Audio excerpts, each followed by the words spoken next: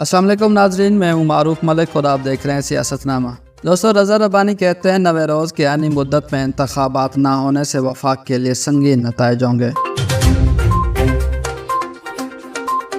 Social media पर उनको जवाब देते हुए मोहम्मद सलीम लिखते हैं, मान गए उस्ताद, सुप्रीम कोर्ट के 90 दिन में इलेक्शन कराने के आर्डर को कितना अरसा हो गया है।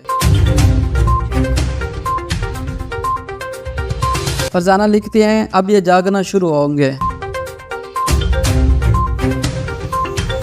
आसिफ शनवारी जवाब देते हैं, क्यों अब याद आ गया।